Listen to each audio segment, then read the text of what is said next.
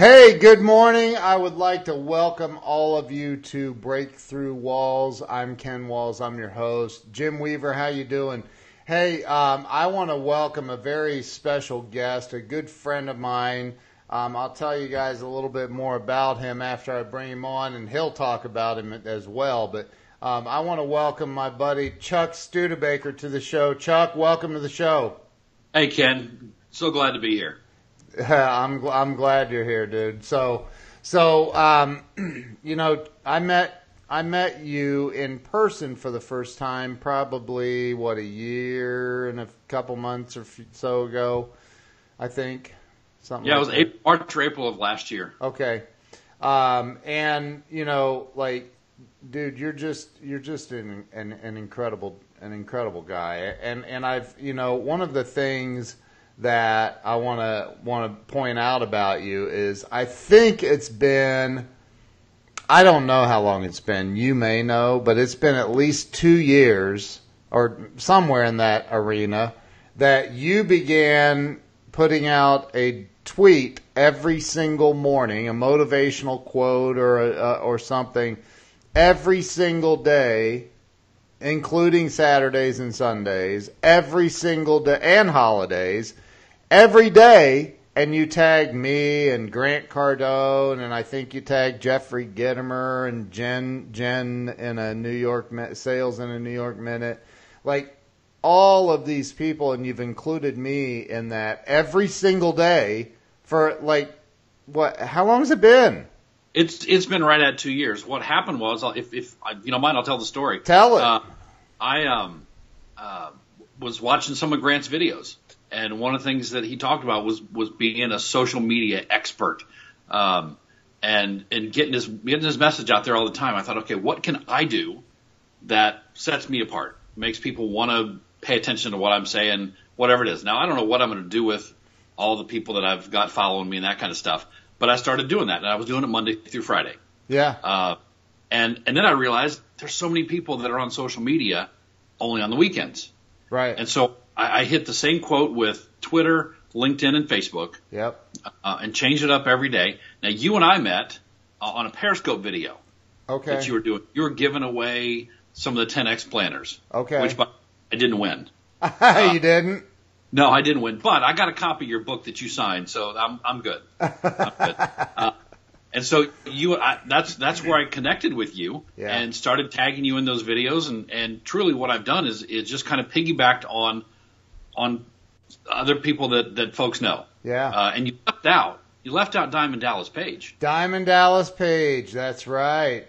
And because of you, Diamond Dallas Page follows me now on Twitter. Well, you know he's got a copy of your book. Oh, really? Oh, that's right. That's right. Yeah. I forgot. I bought like a dozen copies of your book and yeah. stopped at his yoga studio here in Atlanta and dropped one off to him. And, wow. And he responded on Twitter back to me saying, hey, thanks for the book. Appreciate it. And, wow. So dude, that's awesome. That's awesome. Yeah. Well, and that just goes to show, you know, I mean, you're just genuinely a good dude, man. I mean, you're just a good guy. And you know, and we'll talk a little bit about what you're into now with some of the stuff you have going on.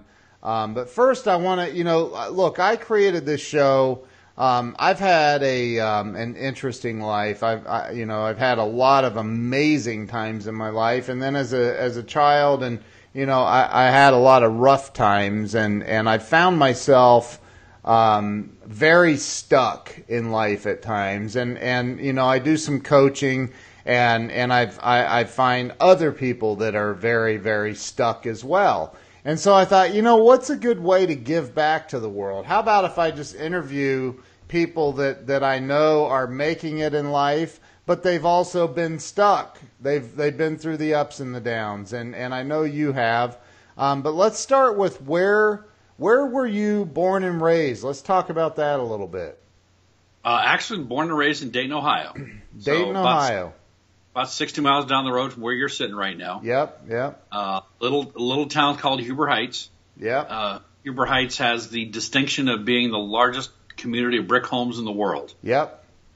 True story. Very true right there, story. right there on Interstate 70. So did you, is that where you went to like grade school and high school and all that? Yeah, graduated from Wayne High School there in Huber Heights, and then when I graduated, went to a little Church of the Brethren school in Indiana. Oh, wow. Had about 1,000 students. Wow. It's now called Manchester University because they've got 2 campuses. Wow.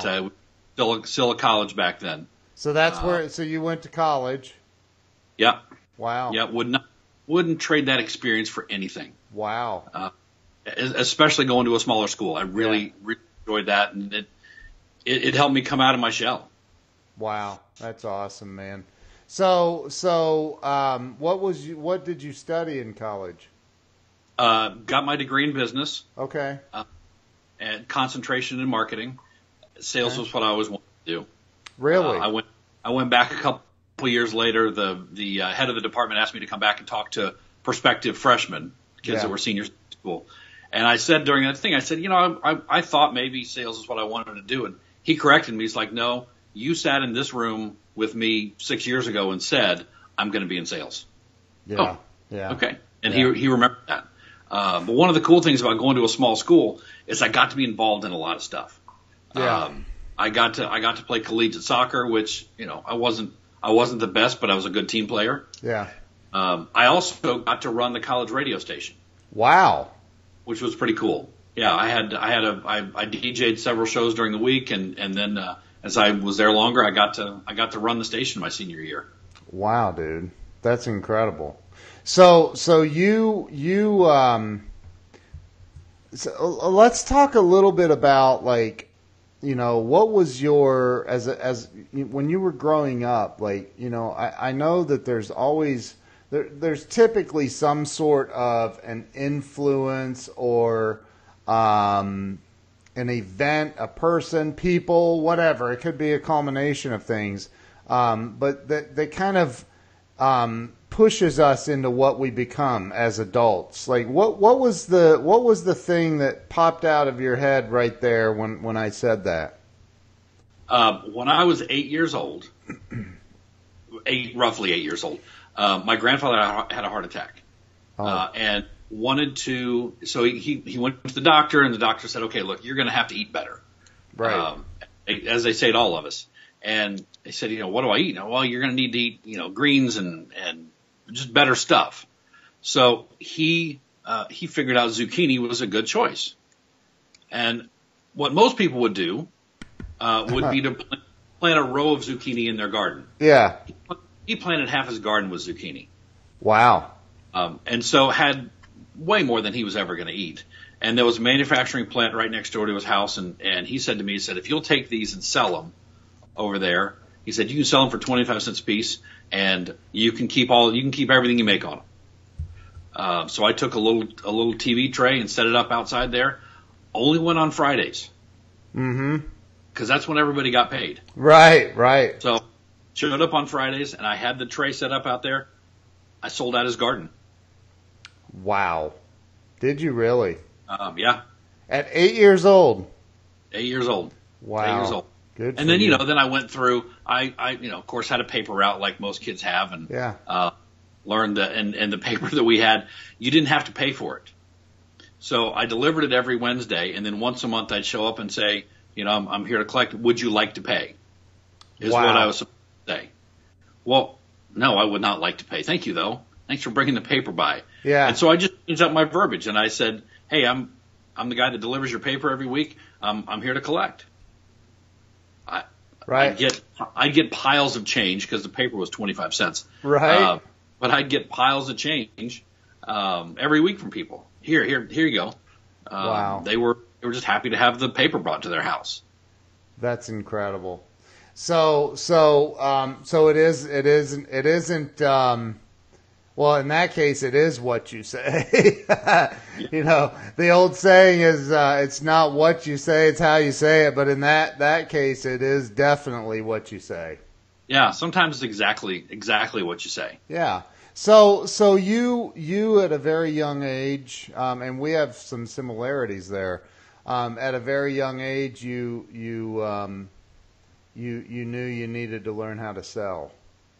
Yeah, but the hardest thing for me was I was one of those kids that I was okay being in the background. I didn't want or need to be out front. Okay. I was good with letting other people kind of blaze the trail, and I was happy to follow along. Okay. And college is what changed that for me. They told us at freshman orientation, look, nobody here knows who you are. You can be whoever you want to be. So up to that point in my life, except when I was playing sports, I was Charles. Wow. One college, I became Chuck. Wow, did you really? Yeah. Nice. Dude, that's awesome. So, what was the shift? What was the big difference between Charles and Chuck? I think it was that I realized that I could be my own person. I was still my parents' child, obviously. Sure. But I didn't live in their house. I knew the rules, but I didn't have to follow their rules. Right. I can make my own rules. And I'm sorry I didn't send you this picture earlier. Today they call them mullets. Back then we just called it cool, long, permed hair. Yeah, right. I had that. So you were like Joe Dirt. Exactly. And that was my rebellion. Right. That's where I rebelled. So here you were in college and like what was were your parents strict growing up? No. Not I mean, I had rules. Yeah, right. Curfews at midnight. Okay. Yeah. 12:02 I come rolling in. Don't do it again. Okay, I won't. Right. And once I got old enough to realize, to have conversations with them. Right. I stopped having to tear off the switches out front that my mom liked using on me. Yeah. That definitely kept me in line. Right. But I had expectations. I knew what was expected of me, and I didn't see any reason. I didn't see any reason to push those boundaries. Right. Now my brother did. Yeah. My brother pushed all those for me. Yeah. But he was actually younger than me. Wow. So you you go through college. You got your degree in business and marketing. Which is what's funny about that is my senior year of high school, I didn't go to college, but my senior year of high school, I ended up going to the vocational school and I was studying marketing, right? Because I thought, and I had done some selling my whole childhood really. But like I thought marketing and sales were the same thing. No. And they're not. Definitely not. But that's why I love seeing good salespeople go, I'm in marketing now, and I'm like, dude, it's not the same. It's just not the same. So you graduate college. What happened next? I had to get a job. That stinks, dude. I know. Well, that's terrible. I know it really was. I was fortunate. My dad was in HR for the bulk of his career with the company he was with. Yeah. And so I knew how to interview. I knew how to do that stuff right. I didn't really know what I wanted to go do. I knew I wanted to be in sales of some sort. But he said, look, figure out what you don't want to do, and then don't interview for those jobs. Don't even bother, because they don't matter. So there were two things I didn't want to do. One was sell cars. The other was sell insurance. Right. And so as I was interviewing for jobs, I didn't interview for that. So I got my first job out of college selling computer software. Went to work for a small company. I thought, wow, they're going to train me. It's going to be great. And lo and behold, it was just a job. I knew 2 weeks in I'd made a mistake. Yeah. But I can't. I got a car payment now, and I got an apartment. I can't just walk away from it. So right. I kind of I hung out. I ended up doing a lot of trade shows for them. Because it was easy for them to send me. Beginning of 1991. I was talking to somebody that I worked with, and she was unhappy where we were. and wanted to get out. She did aerobics with a girl who worked for a car dealer, and that car dealer was getting the new Saturn franchise. Saturn was brand new way back then, and I said, "Can you get me a name of somebody?" So she got me a name. I put together the best cover letter I'd ever done. Wow. It was a sales cover letter. I'd been through all the classes saying, okay, say this and this and this. Yeah, yeah. This one was very much in your face. Wow. And it worked. I was one of the first 3 salespeople they hired at that dealership. So you went to a dealership selling cars. Yeah, you remember what I said I didn't want to do? Yeah. I didn't want to sell cars. Wow. But it was a great fit. Where was this? Where were you? Fort Wayne, Indiana. Fort Wayne. Holy moly. Wow. Yeah. So I was in Fort Wayne. I worked for it was a dealer who had sold everything that General Motors had. Yeah. And he had this brand new Saturn store. And I didn't want to, and when I say this, I don't mean it wrong because it's not, but I didn't want to just be a salesman. Right. I wanted to see what else was available. Right. And so this is back in the day using an AS400 for our computer system. Nobody had a word processor. Nobody had a PC on their desk, but I wanted to send out letters to try to generate more business. Right. So using some of my marketing that I'd gotten, I offered my customers, after I'd been doing it about 3 months, offered my customers a free oil change if they would send me referrals. I had one lady who sent me 25 referrals. Oh, wow. And she never wanted the oil change. I offered to, she'd come in. She's like, I don't want it. I'm just happy to help you. Wow. So but I had to use the mainframe we had to generate letters. Mm-hmm. And the guy who was our F&I manager at the time gave me his access. Okay. So I had access to the whole system. Nice. So as I'm doing my letters, I'm also learning how all this works. So I'm making dummy deals up and digging through the system. And a few weeks later, he came to me and says, "Hey," he says, "I need somebody to back me up." We only had 2 managers. We had him and our GM. Right. He said, "I need somebody to back me up. Would you like to learn how to do it?" And we had an F&I. Yeah. Okay. Yeah. We had an outside F&I company. Wow. And so I did some training with that guy, and they said, you're gonna back me up on my afternoon off, and if I take a Saturday off, you'll be in the box. And I said, that'd be great. They said, we can't pay you though. What? All right. Now I was 23 years old. I'm like, you know what? All right. I'm willing to learn. A little OJT. I'm willing to invest in myself. I did get some house deals out of it, so that was something. Okay. But I started doing it. Well, we started getting busier. Right. To the point I was spending half my time in there. Doing F&I. Yeah. Wow. And then the other half of the time selling. Fortunately, I worked for a dealer who recognized those things. And he said, so I'd been selling, I sold cars 9 months and then did this for about 4 months. And they took me off the sales floor and made me assistant sales manager. And so now I was focused on doing F&I, and then also started doing stuff with inventory and things like that. But it gave me my step into management. Wow. So I only sold cars for 9 months, and wow. They put me in this position. It was great. I had a decent, we had a great spring. Went from selling 45 cars a month to 90. When they took me off the sales floor. So either I was really good at what I did or I really wasn't very good at what I did. Yeah, right. But it was an incredible learning time for me. Sure. Learned a lot through all that. And then, that summer, actually for the first time I had somebody come looking for me. I had another dealer, who reached out to me. Wow. About coming to work for him. They'd come to the auction in Fort Wayne, and they walked into my office, and I knew them, but they walked into my office and said, "Hey, can we talk?" And I said, "Yeah." So they closed my door. This is weird. And they said, "Hey," "are you happy here?" I said, "Well, yeah, I am." "Well, yeah. Would you like an opportunity at the next step up?" Wow. And I said, "Well, I'm always willing to have a conversation."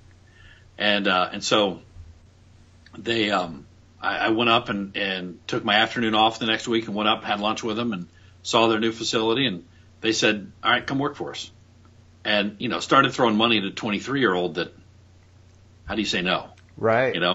Right. And so I went back to my dealer and I said, "Look, this is what's been offered to me. Tell me what to do." Right. And what's different about this? So, well, obviously it's a little more money. Yeah. Right. I said, also I get my own sales staff. Mm-hmm. I get my own people that I can grow and all those kinds of things with. And he's like, "Well, if I do that for you, will you stay?" Sure, I'll stay. I'd rather stay. Right. I don't leave. And made some other changes with my GM, and that worked out really, really well. Got a new GM that was the right fit for me and for the store, and it was perfect. It was perfect. So wow. I was there doing that until 1997, when he bought a dealer group in Atlanta. Okay. So I was running the sales staff. I was backing up F&I still. Funny enough, there were three of us. There was a GM, there was me, and there was an F&I manager. And if the F&I manager was gone, I had to back him up. And if the GM was gone, I had to back him up. So I could do everybody's job. Jeez, wow. And so in 96, the dealer bought out a dealer group here in Atlanta. Okay. And shipped 5 of us down here. He bought out 2 Saturn stores and two Buick Saab stores, and sent us all down here. So I was a 29-year-old general manager. Good Lord, man. Wow. And then hung with the Saturn folks until 2008. In the same dealership group? Another dealer group. Oh, okay. Group. There was some stuff that changed here, and yeah, different opportunity, closer to home. Yeah.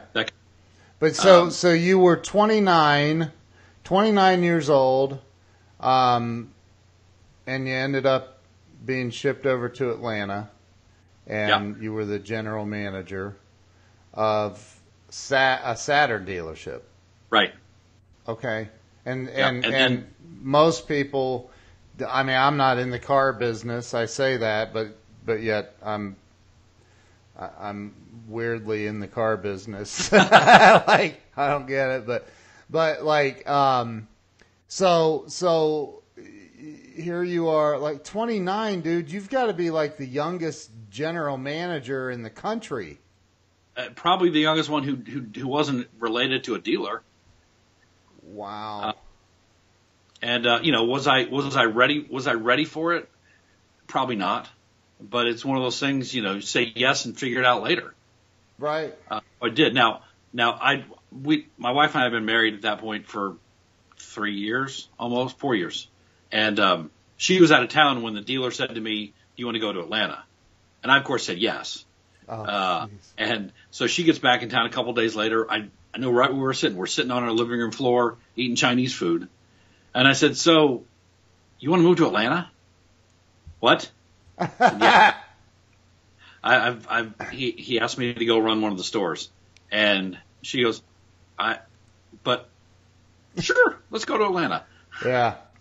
That's awesome. So it was fun. Becky Chernick's on here. She said she was a GM of a Saturn dealership too. Why is this not working? I remember those days, had so much fun. Remember Saturn Assistance Center. Oh yeah. Let me tell you something, Ken. If you ever had a problem if as a working at the dealership, we ever had a problem, we called the Saturn Assistance Center. Boom, they were on it. Really? Oh yeah. There's no tree you got to go through to get somebody to answer the phone. You had somebody on the phone who could fix your problem. Well, then what happened? Why didn't they last? General Motors. Oh, I'll blame GM. There's enough blame to go around. When Saturn started, they started with the best of the best. They went into a market and they said, okay, who's the best dealer in town? Not just who's selling the most cars, not just who's got the best customer satisfaction ratings, but everything. Everything. Who's good with the with the community. You know, if you say, where do I buy a car? That's the person you buy a car from. And they did that around the country. So they took the best of the best. Some were already GM dealers, some weren't. And we had, for the first 8 years of our existence, we had one car. Now, we had 7 versions of it, but we had one car. I have an ex that actually bought one. It was a 3-door. She got a SC2 with the 3-door coupe. Yeah. It had the suicide back door thing. Yep. Yeah. That was And so it was crazy. So they finally got us a mid-sized car, and then we got an SUV, and that's early 2000s. Things got goofy because their expectation is, hey, we're giving you this product, you need to be selling more cars. I think the single best month Saturn ever had for total unit sales was in like August of 1994. Oh wow! And that was because of a recall. Oh jeez! I mean, you talk about marketing stuff. You can't make some of this stuff up. Wow! There was a wire about this long that was not a fusible link between the battery and the starter, and so if it got hot, it would melt and could start a fire.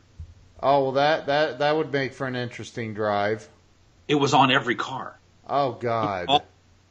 And so, that would be the response. Like, what in the world are we going to do? Oh wow! So, but they had everything was planned out. Now if there's a recall, they say, come, we'll give you a call in 6 months or so. We'll let you know that we got the parts. We had boxes of these wires. We had cookouts. We stayed late.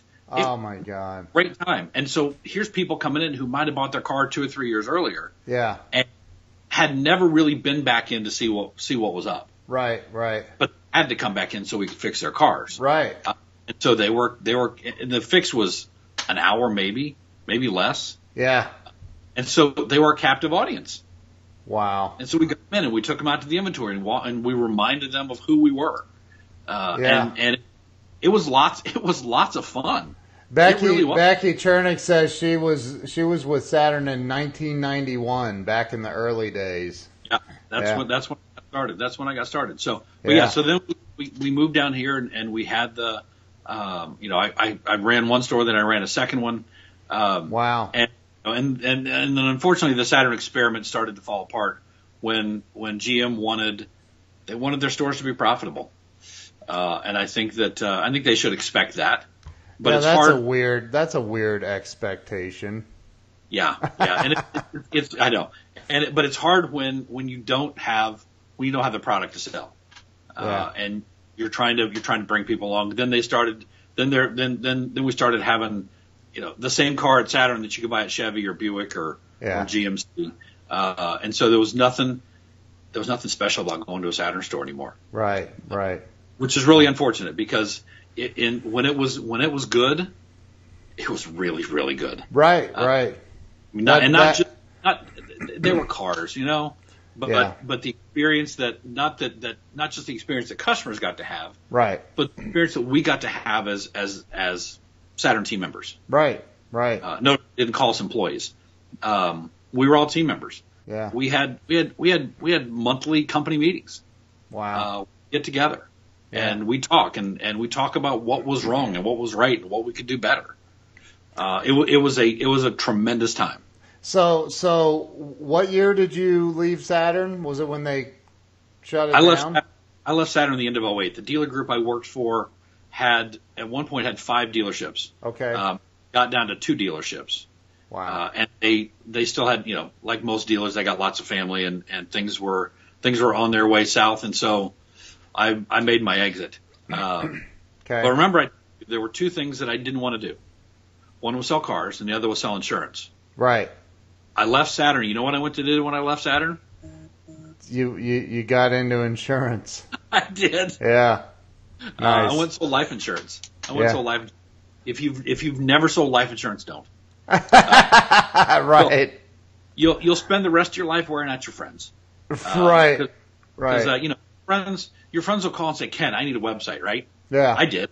Yeah. I did. I need a website. All right. I reached out to you. Right. If you want a car, you knew to call me. Right. Nobody's going to call and ask for insurance. We all know we need it. It's like going to the dentist. We all Right. know we need it, but nobody wants it really. No. So I did that for about 9 months, and it wasn't right. The fit was wrong. So I maneuvered myself back into the car business. Wow. So you went from selling insurance for a minute to back into the car business. Did you become a general manager again? The money's really good as a GM. Yeah. No two that. Yeah. There's also an incredible amount of pressure on your time. Yeah. It is every day of the week, Yeah. Monday through Thursday. Yeah. And even when you're not at work, well, you got one of these. Yeah. You're never that far away. So it's hard. Right. And I had had 3 little kids and a wife, and I liked all of them. So I wanted to spend more time with them. You liked all your kids? Yeah, I liked my wife. I wanted to spend more time with them. So, dude, that's funny. You said I liked all of them. Oh, sorry. I like all of them. I liked them then. I like them now. Yeah, no. I hope to like them in the future. But I went to work for a car finder company. Okay. I parked myself in a couple credit unions every day and help their members buy cars. Oh, really? And that whole model is less about that service to the customer, that service to the member. Yeah. It's more about keeping that money in the credit union. Right. Because if you go to the credit union and say, "Hey, I want to get pre-approved for a car," right, they get you approved, they hand you your letter, and then you go shopping. Right. Right. Well, any good F&I manager, Becky, you'll agree, any good F&I manager, when they see that letter come in, they know they got a deal. Yeah. Because here's somebody who's already pre-approved. Right. They pick out the car, they come into the finance office and they say, "Hey, well, I'm pre-approved." Great. What's your rate? Oh, you know what? I've got a bank that can match that for you. You want to drive the car home today, right? Right. Right. Well, sure. Well, if you go to the credit union, it's going to be a couple of days, so you can't have the car right now. And so, Damn. 9 times out of 10, you switch them to your financing. Yeah. You get paid. You control the deal. You can sell extended service plans and gap insurance and all the things that the finance office gets to sell. Which, by the way, the credit union would sell also. Right. So my job as a car finder was to keep the money in the credit union. Hey, I've got my pre-approval. What kind of car do you want? I want a Honda Civic. No problem. You sit right here. Let me find it for you. Gotcha. One of the things they teach firefighters before they teach them how to put out a fire, they teach them how to start the fire. Right. Right. I knew how to start the fire. Right. I knew what was going to happen to this customer when they got to the dealership. Yeah. And so we could keep that from happening and keep the money in the credit union. Gotcha. And Wow. like I said, that model has changed a lot. The internet's changed that a lot. Wow. That's incredible. And I actually got in the forklift business. What? Yeah. Hold it. Wait. You went. So you're in the car business. Yeah. For all these years, general manager of a car dealership, which is like, I mean, the next step is owner, right? Yeah. So like what? Wow. And then you end up in forklifts. Yeah. Selling forklifts is exactly like selling cars, but it's completely different. Wait. Well, well, no. It's a piece of machinery right. that rolls. Okay. But here's the thing. Nobody's going to wake up on Saturday morning and go, "Honey, today I want a new forklift." Oh, right. She will wake up on Saturday morning and say, "Today I want that convertible." Right. And you say, "Yes, dear," and you go get it. Yeah. Right. But so I did that. I did that for a little while. I was sales manager for them. For a forklift company? For a forklift company, yep. Which one? Yep. Or can you say? I can say it was the manufacturer was Lindy. Lindy? L-I-E. Yep. Okay. It was they're German based. Okay. And very, very specific, unique, and expensive forklift. Okay. It does things that other forklifts just simply don't do as well. Okay. Great experience. not unhappy that I got that experience. Right. Right. Pretty happy about it. Sure. But I still love the car business. So guess where I am now? Back in the car business. I'm back working with car dealers, and it's great. I work with, I help dealers with their inventory financing, floor plans. Oh, okay. So when they have cars on their lot, they don't typically own them all. Right. Finance them so that they keep their cash freed up. Right. And so I then, I go to independent dealers, and in Georgia, you actually don't even have to have a lot to be a car dealer. Wow. Yeah. All you need is an office with your name on the door, a filing cabinet that locks, a desk, and a landline phone. Yep. And you're a car dealer. So somebody told me that in the state of Georgia, every year there's 2,000 dealers that come into the market and 2,000 that leave. Yeah. Which is a lot, quite frankly. So I get to go to independent guys and say, hey, let me help you with your inventory financing. Yeah. So that's what I get to do. Gotcha. I think I told you I lived in Atlanta years ago. I had a detail business right there on Cobb Parkway and dealer. What's that called? Dealer Row or something like that. Oh there. Yeah. And I had, like, they came out of the woodwork, the independent dealers, and those were always the ones that burnt me, man, didn't pay me. Oh yeah. A couple of those guys I'd like to find. But, and they're, and you're right, there's a lot of them out there, and some of them are really shady, man. I mean, really shady. Well, there's new car dealers that are shady too. Sure. I agree. I agree. Yeah, there's lots of these guys. They're looking for their American dream. Yeah, sure. And my job is to help those entrepreneurs realize that dream. And lots of them aren't Americans.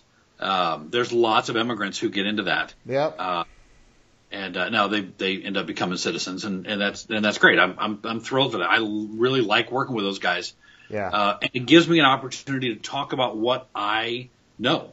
Right. I know the car business, and I'll have people that say, I like such and such a car, and I say, you know what, it doesn't matter what you like. What can you sell? Right. Can you sell that supercharged Mustang? Right. When I find the right buyer, how about we find cars that you can sell tomorrow, instead of cars that hopefully you can sell in the next 6 months. Right. So you're financing you're financing used inventory though. Yeah. Okay. So these guys will go to the auction. Yeah. Buy a car, right. and when they win the bid, they can either walk up to the counter and write their check, or they can say, put it on my floor plan. So that's what I help them with. So it's it's almost like a revolving line of credit. Yeah, it's like having a credit card. Wow, with a huge limit, it sounds like. Wow. Yeah. Wow. And it's secured. Yeah. Because we get the title. Gotcha. But it's a great way for them to build their business. And I talk to dealers every day. Some of them say, I'll never, ever have a floor plan. Yeah. I'll use my own cash. Great. Cash is king. Yeah. But if you don't have that much cash, and you can afford to buy 3 cars a month and sell them and keep replenishing that. Yeah. But you could sell 6 a month if you had 6 cars. Right. So can you go buy 3 with your money? Yeah. And then you buy 3 with my money. Right. And you make full gross on all of yours. Yeah. You make full gross less a little bit of fee to me. Right. And it's a great way for you to grow your business. I have dealers that I work with that start off with a simple $50,000 line. Yeah. That have their own lot and $1 million. Yeah. Wow. Of art. Yeah. So it's cool. Sandy McNichol says working capital. She's right. Absolutely. So that's what you do now. So throughout this this journey we call life, right? So you've I'm sure that you've had things occur that were like, oh, geez, what didn't think that was going to happen, like what is the? I think like so. You hit that wall, and this show is called Breakthrough Walls. Like, so you've hit that wall at times in life, and you had to figure out a way to survive, for a lack of better words. What are some of the things that you do mentally and emotionally to get through those really tough times? And what are some of the things that what makes you cry, dude? What's made you sad? What are some of the things that have happened that, like, you go, God, that sucked? Yeah. Well, one of the things I do, I put out these quotes every day. Yeah, right. I do that as much for me as I do for anybody else. Sure. Because that's my opportunity to reset myself. Right. And say, okay, here's where I am today. This is where I'm going to make a difference today. This is where I can pull my head out and get my head on straight and work through my day. Right. Every day's not a good day, but every day can be a great day. Right.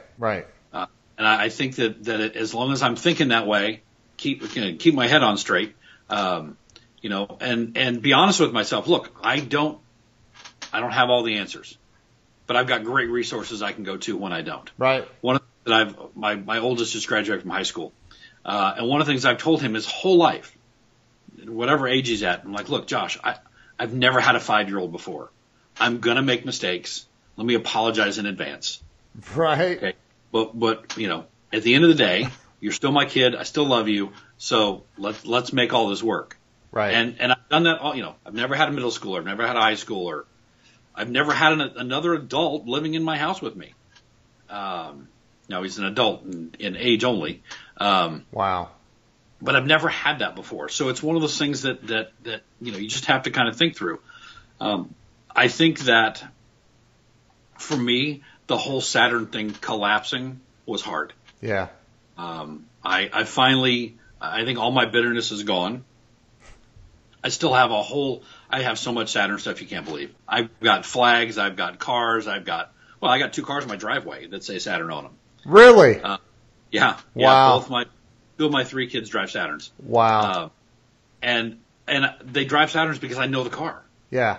Right. I know how simple they are to work on, and I know where to find parts and all those kinds of things. But for me, that thing falling apart was really hard because I've spent the last 10 years, because it's been almost 10 years, trying to figure out how to get that back. Wow. And that's just, it's not going to happen. I'm not going to be with those people at that time again. Right. So what do I do now? Well, I've taken that energy and I've pointed that towards serving others. Yeah. And I feel like those quotes I do every day do that. I get great responses from people, whether it's on Twitter or LinkedIn or Facebook, and hey, thanks, I needed to hear that today. And people that, you're like me, you've got thousands of contacts. You've got thousands of friends. Yeah. But how many of them do you don't spend time with any of them.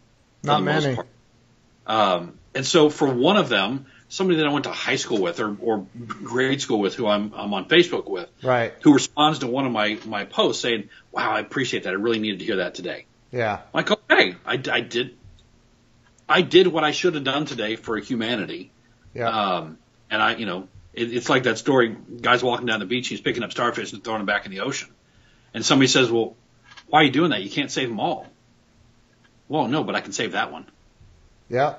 Yeah. Just kind of one at a time. So, but wow. I one of the places that I chose to serve was with our local school PTAs. Yeah.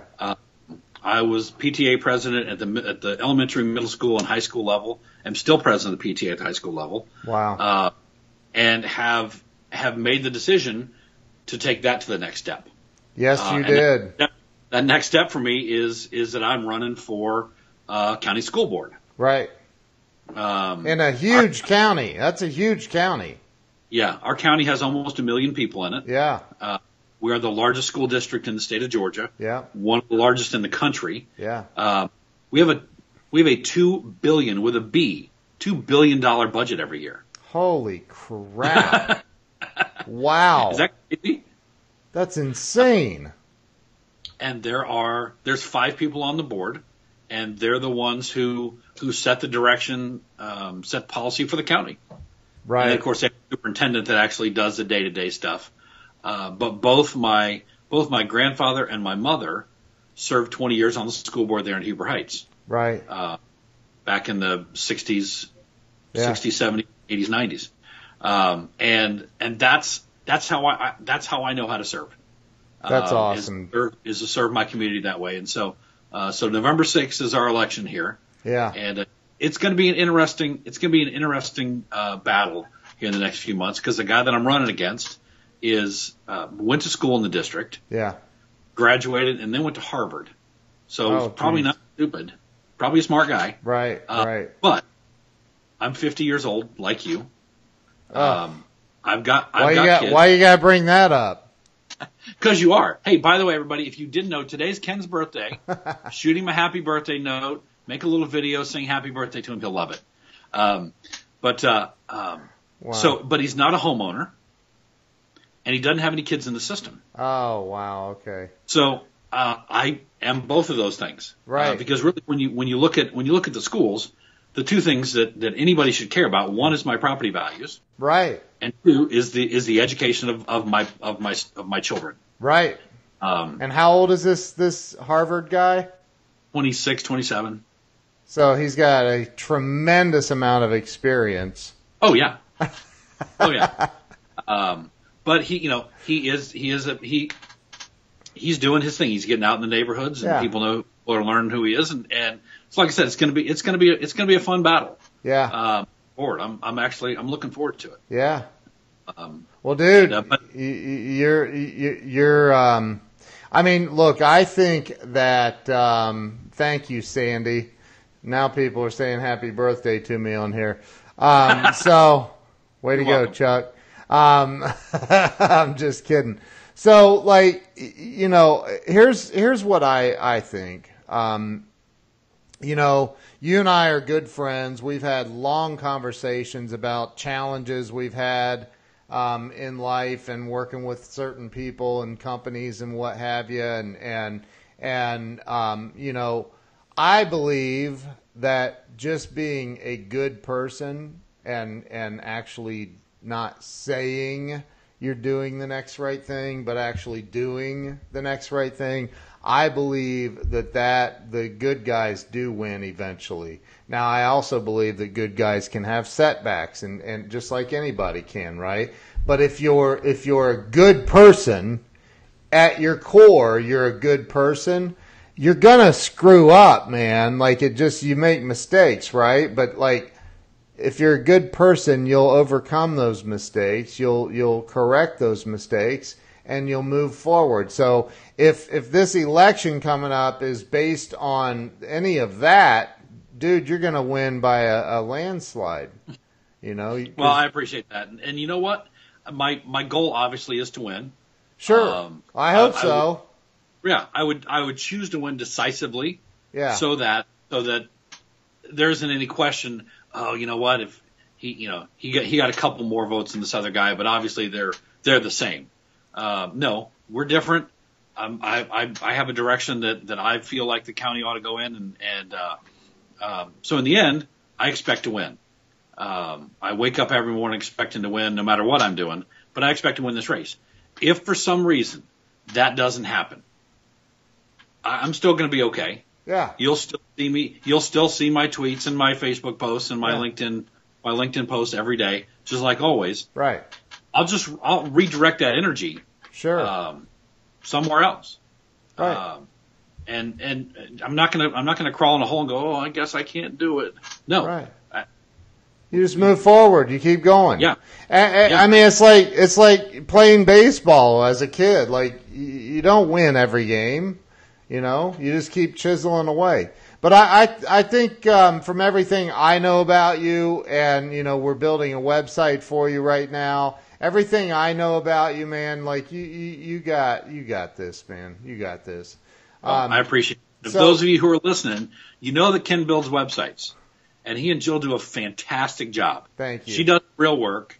He just has his But she, Right. you know, Jill and I spent like an hour together on the phone. Yeah, she's talking amazing. about me Yeah. and what my goals and desires were for this position and Yeah. what's led me up to this point. A lot of the same conversations you and I have already had. Yeah.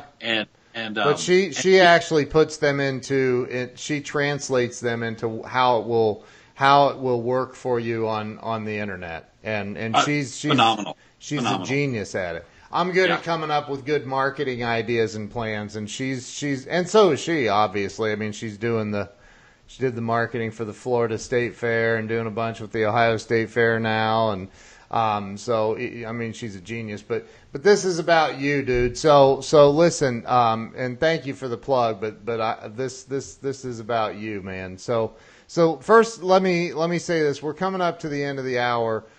So I want to get out, a couple of quick questions here. Like number one, you see people in life that are stuck. And I want to get your thought or your opinion real quick on what do you think the number one thing is that keeps people stuck, that holds them back from success in life? Arrogance, number one. Arrogance. Because if they get stuck and they feel like they have to get themselves out. Oh yeah. Great example. I was at a football game, had my pickup, and had driven down into a park and was like in a ditch. Yeah. And great parking space because nobody was going to get out. And so here I am. I'm trying to rock the car back and forth. The back tires are off the ground. They're going to spin forever. So I just stand there looking at it. What do I do? I'm like, I guess I can call a tow truck. So I call a buddy of mine, lives across the street, and I'm like, hey, I'm stuck. Can you come help me? So he shows up with some 4x6s, and we're trying to get the thing out. Yeah. And we don't have enough to get it out. Right. And so we're standing. My oldest is with me. Josh has long blonde hair. Yeah. You drive down the road, you see him, you know it's him. Yeah. So we're standing there, and this pickup drives by and backs up and comes back, and this guy looks out and he goes, "Hey, that's Josh." Well, it was a kid that Josh had wrestled with. Yeah. And I'm like, "Do you guys need help?" And your first reaction to stuff is, "Nah, I got it." Yeah. And I'm like, yeah, we need help. Yeah. So these two guys, both of them seniors in high school, and their dad. These guys look like wrestlers. They get out of the car and they're like, yeah, they giant. come over and like, okay, here's what we're going to do. These two guys are going to pick up the truck in the back and move it over. And Dad's going to push on the front. I'm like, what do I do? Stay out of the way. Wow. Okay. And these guys went and moved my truck. Oh my God. I'm like, okay. So I was stuck, no doubt. Yeah. I was stuck. I had to have help to get out. Yes.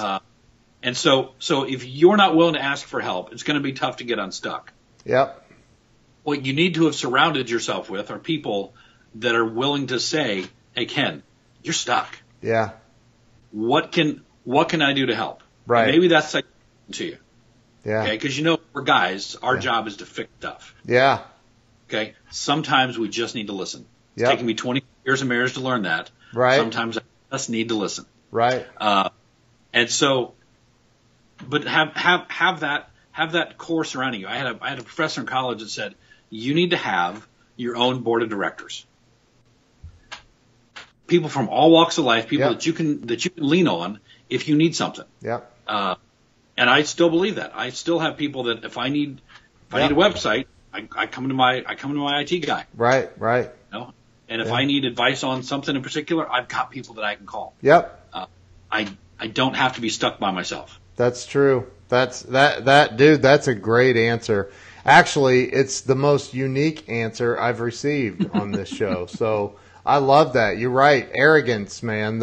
And that's all fear. That's all fear based. Absolutely. There's a great book Marianne Williamson wrote called A Return to Love, and it's about the study on A Course in Miracles, and the book A Course in Miracles is like that thick, and it's like, the summary of it is basically everything as human beings that we experience is directly related to one of two things, and that those two things are love or fear.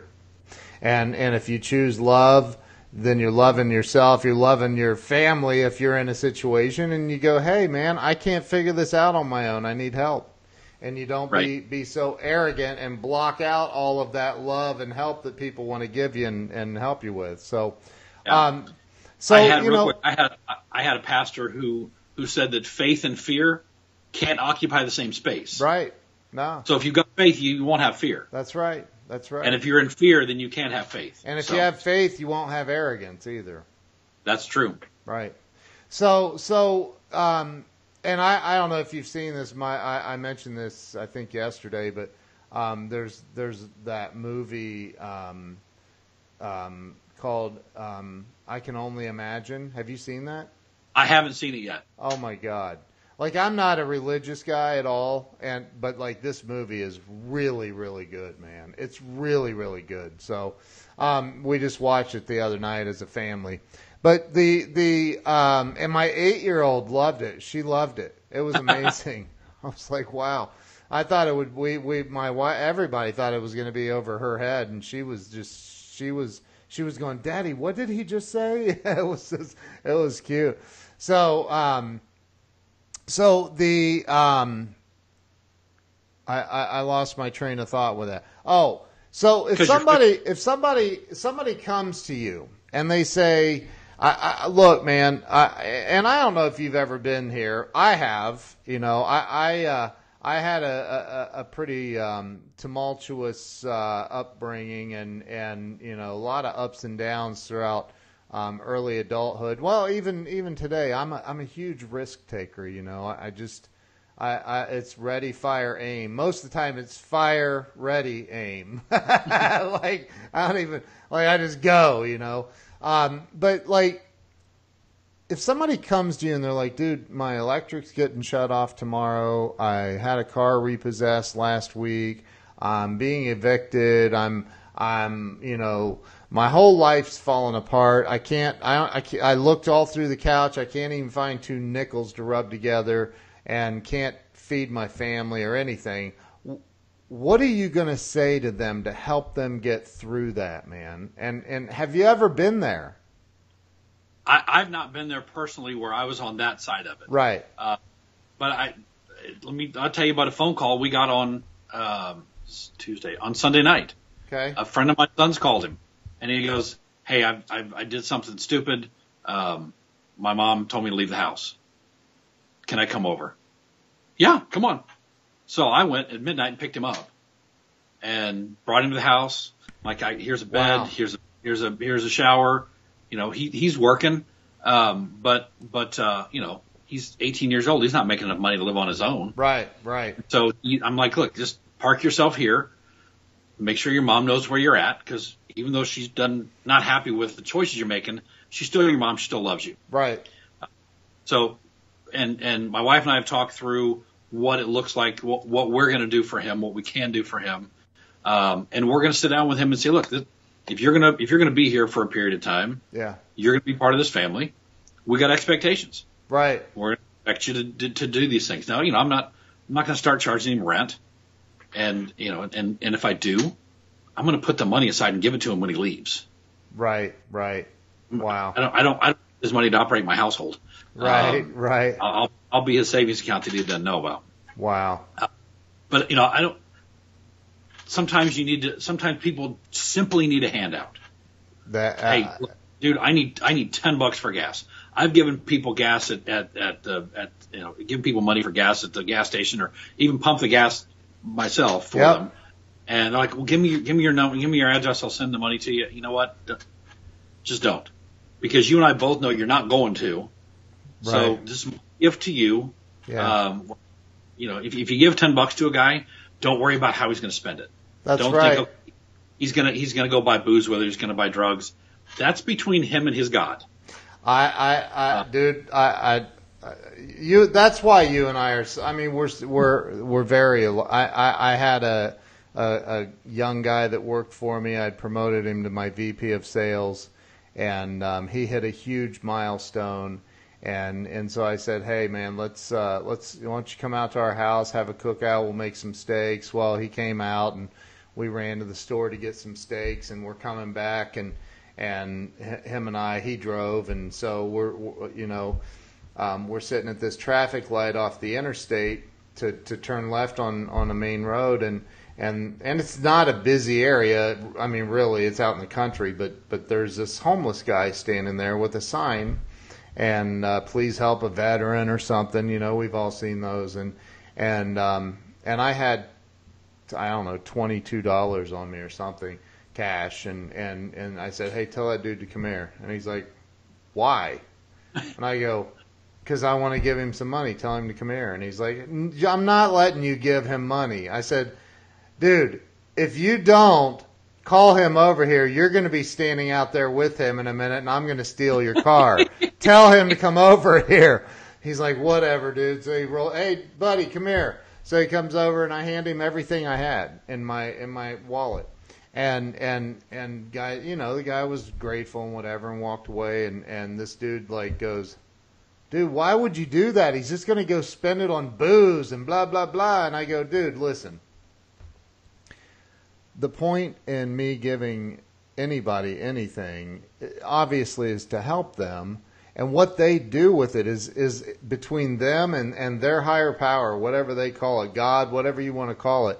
That's not up to me. That's not up to me. It's up to me to do everything that I possibly can to help other people, and what they do with it is on them, like not me, right? I did my part, and exactly. So you can give somebody that handout, yeah, but you can also give them that hand up.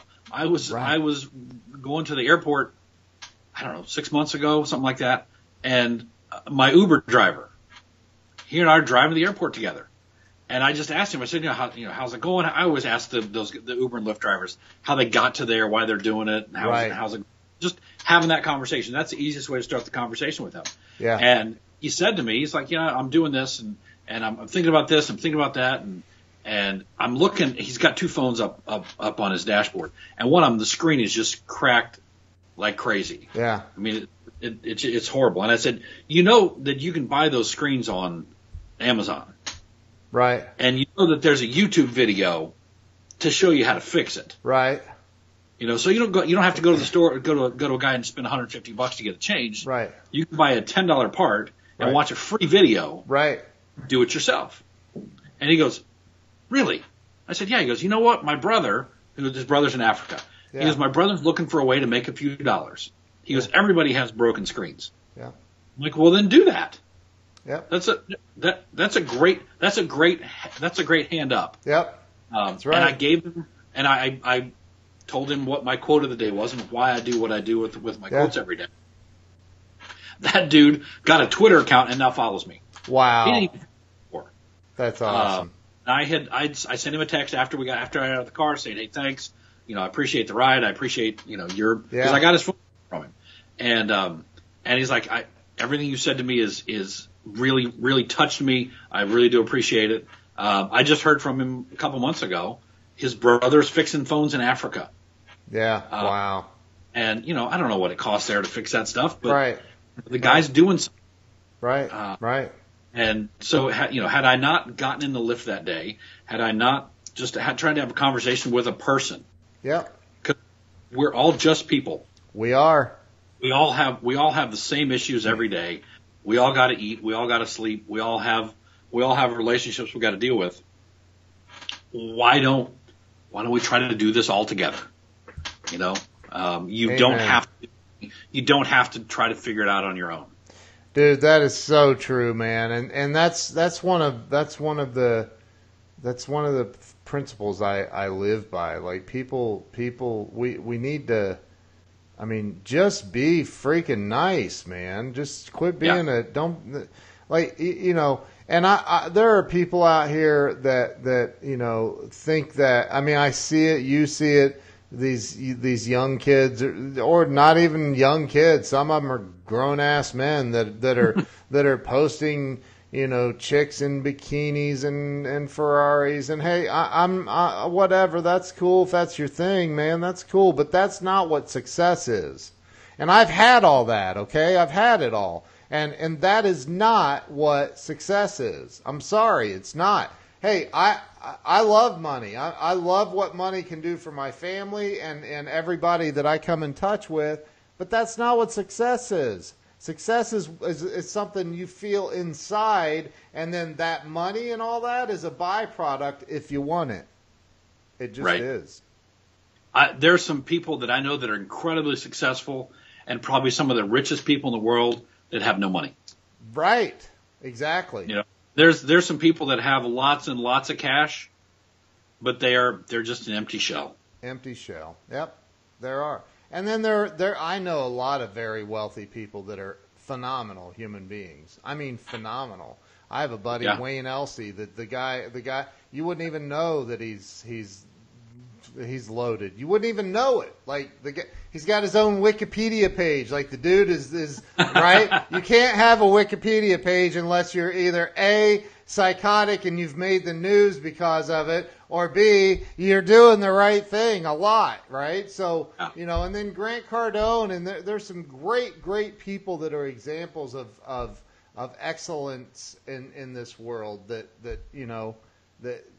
anyway, so we could go on that's a whole nother show. We could talk about that, but let me wrap this up by number one saying, thank you for being on here. I genuinely appreciate your friendship and who you are as a person. And now you're a client of mine. Holy crap. I can't talk smack to you, man. You're a client.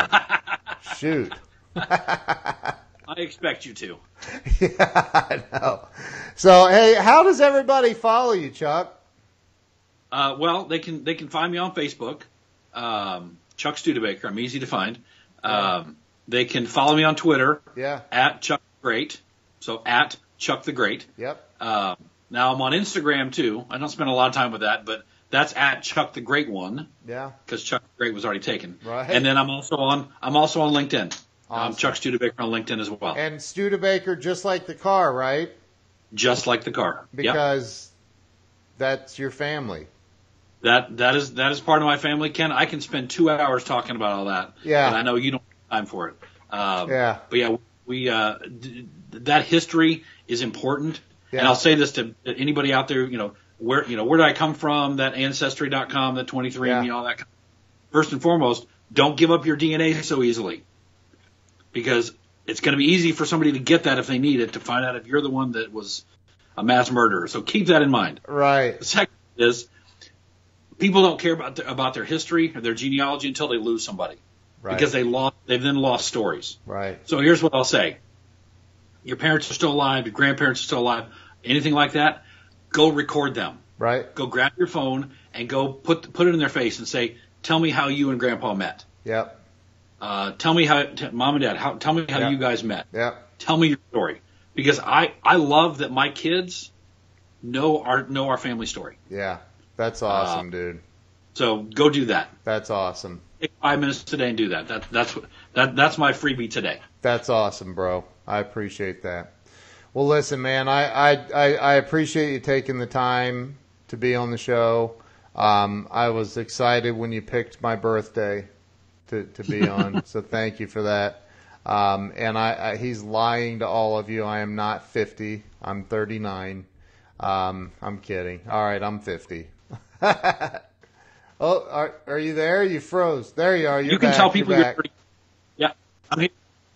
Just tell people you're 30-20. 30-20. That's it. Yeah. Listen, man, thank you so much. I appreciate you being on. Everybody that shared this out, liked it, loved it, laughed at it, everything. Genuinely appreciate all of you. You guys have a great day, and we will see you tomorrow.